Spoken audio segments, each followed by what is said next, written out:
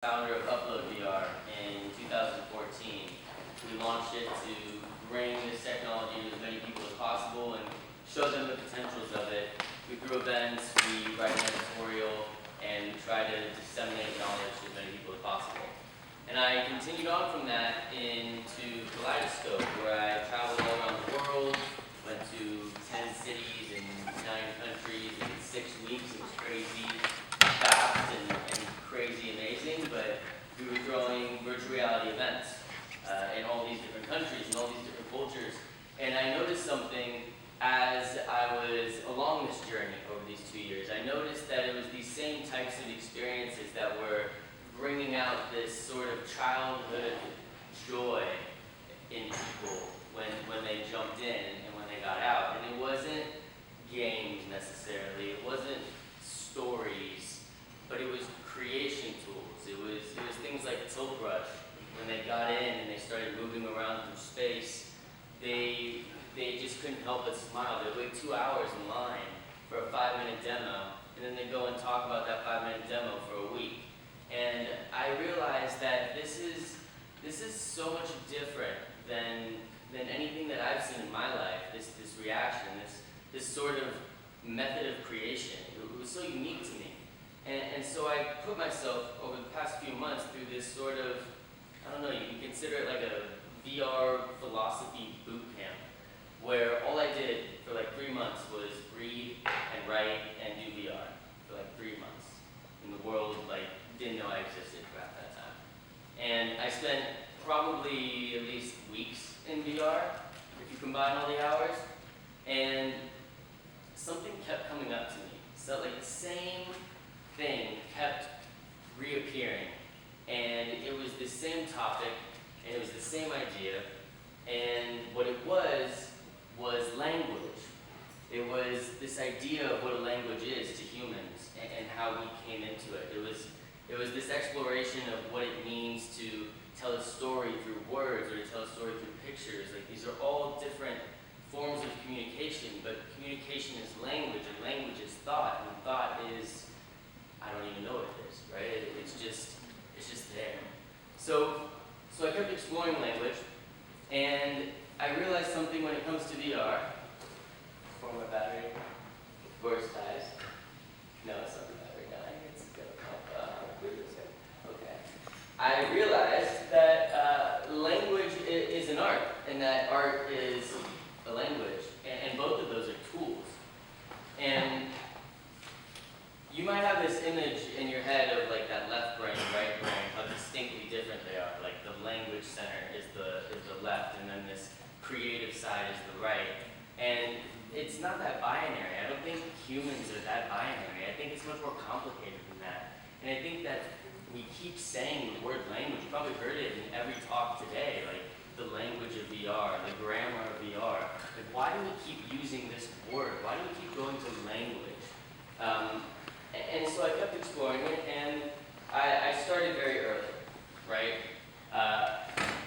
We didn't always have a capacity for language as humans. Like the current humans we are today, yeah, but it's something that we evolved into. But before that, it was a lot of body language, it was reading people, our ability to analyze somebody's emotions just by looking at them was incredibly high before you had language.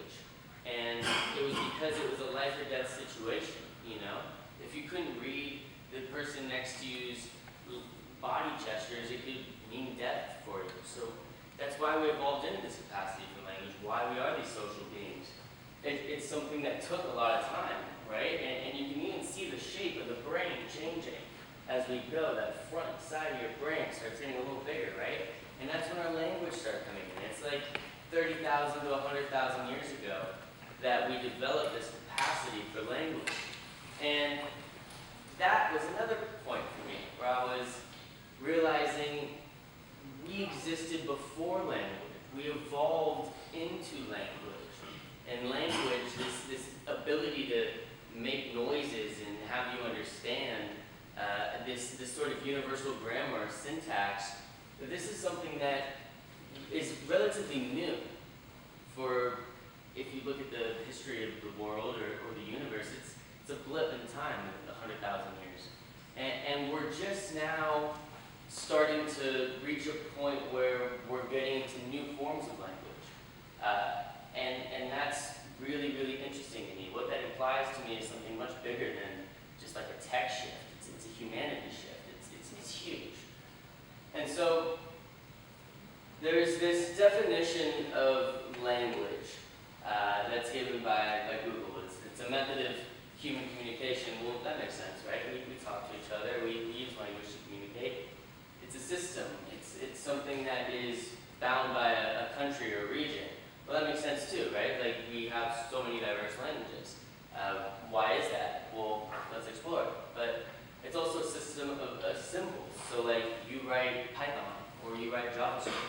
That's a language that you've learned. It's just symbolic code. It's little things that are representations of something else, right? And I promise that I'm gonna tie this back into VR, but bear with me, because I think it's something that it's worth thinking about a little bit deeper than just passing it as we need to figure out the language of VR. Well, let's ask why. Why do we need to do that? What does it mean when we do figure that out? So this is how it's like a system of communication, right? Like, I have an idea, and that idea to me manifests in my mind as a word or a thought or a sentence, and I say it, and then you receive it, and you download it, and it becomes something to you. But what I'm saying could be heard by you differently than it's heard by you, and that's because our imaginations, our experiences are different.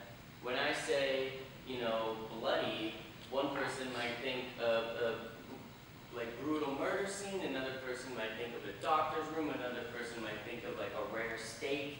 Like, the first thing that pops into your mind when you hear a certain word is different for everybody. And so this form of communication is very dependent upon how we actually structure our words, and we grow into that. We get better at using our words to express ourselves as we go on through time. We start with this sort of binary, mythical understanding of the world, where it's like hot or cold, or warm and or soft and hard, right? And it's as a relation to our own body, right? Like, if that's soft, it's softer than my body. If that's cold, it's colder than my body. If it's warm, it's warmer than my body. This is how we relate to the world. We have to at a young age. It's too complicated otherwise. So we start with this binary, and that's where you have that left brain, right brain picture.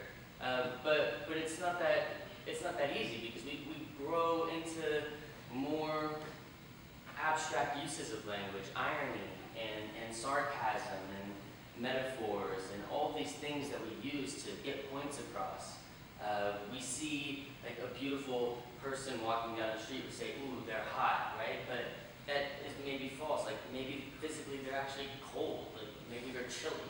But like, we say hot because that's the only thing that we can use. It's a word it's a metaphor that's like showing something that isn't really there, but it's sparking your imagination. So I say that because I think that there's ways of looking at the world that we are totally oblivious to, because we're bound by our language. How many of you have like parents or know multiple languages yourself? Raise your hand. Okay, that's a lot of you. Have you ever just like had this feeling, you're like, there's no word in English, but in Chinese and Spanish and whatever, like, it's this, right? And you know exactly what it is, but you just can't find that word in English. Well, that happens all the time, and it's because it doesn't exist in English, right? But your mind, your thoughts, are bound by the words that you are able to use. So this was fascinating to me, this whole idea of language and how it affects the way that we actually think. And I kept exploring, and then I came across this guy. His name's Daniel Everett. Have any of you heard of Daniel Everett? Okay, well, it's good. He's a linguist, and he went into this tribe, the Parea tribe.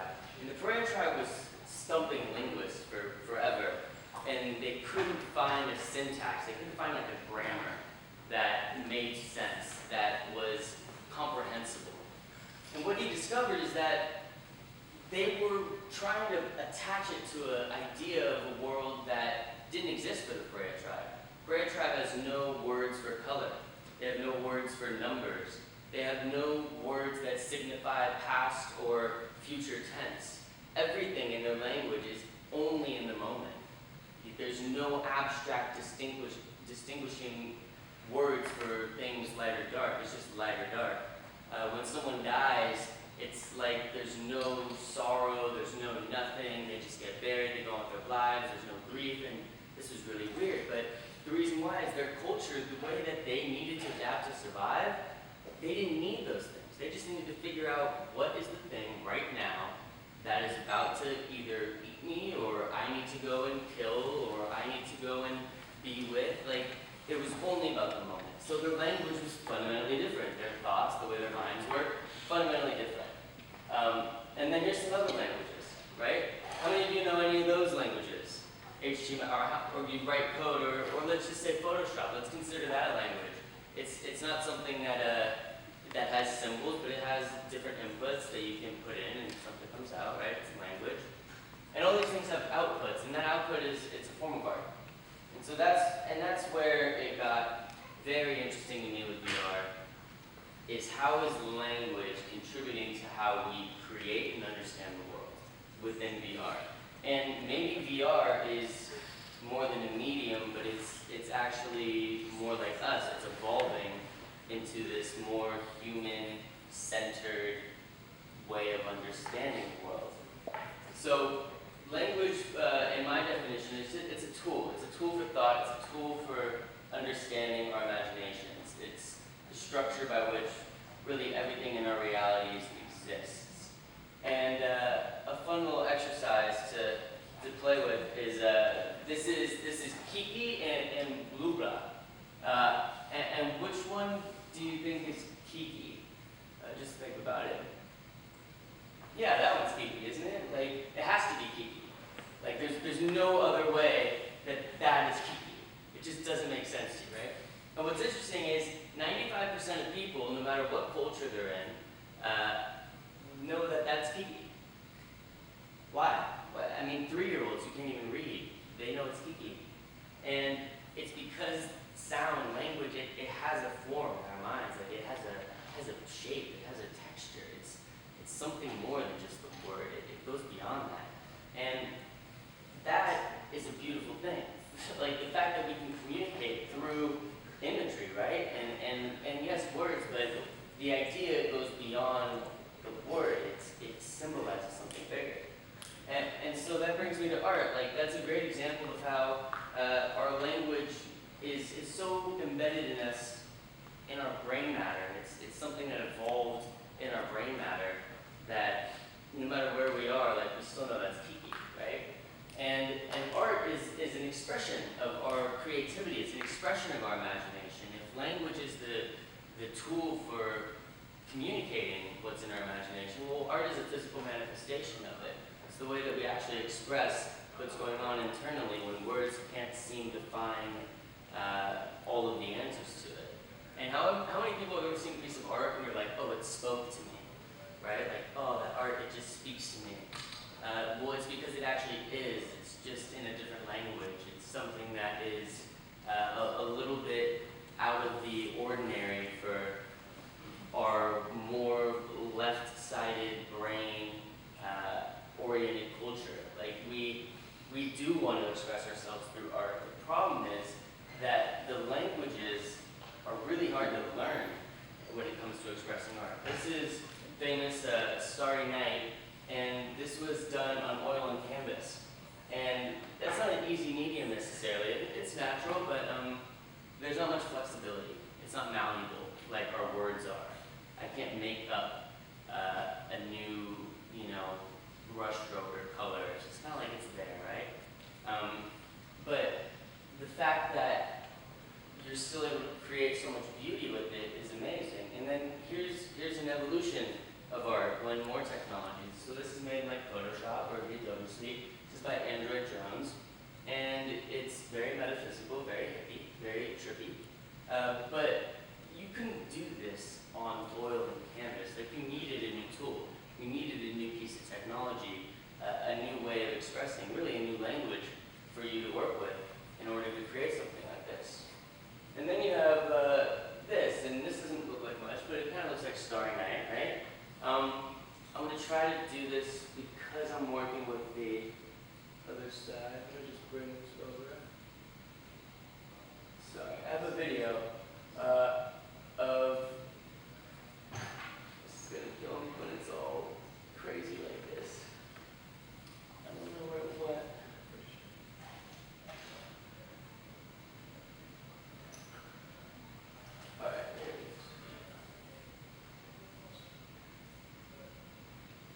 very short, but this is something that someone made in Tilt Brush.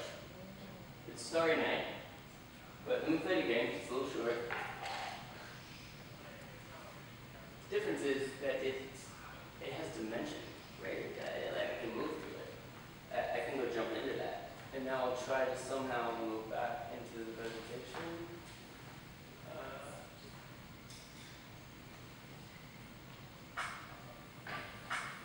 Sorry. This is really lovely. Alright. Alright, we're back. Okay, so art is a manifestation of our thoughts and imaginations. Like I said, if language is the input, it's the means by which we think, art is the expression of it. And that is how we sort of communicate things that are beyond what the constraints of our language provide us. It goes into something more human. So the point here is that we're evolving with technology. We're evolving with the tools of thought, with our tools for sense making, with our tools for knowledge work. These things come into our lives, VR comes into our lives, mobile comes into our lives, and it changes everything. And you've heard it over and over again. You feel it when it does enter your life.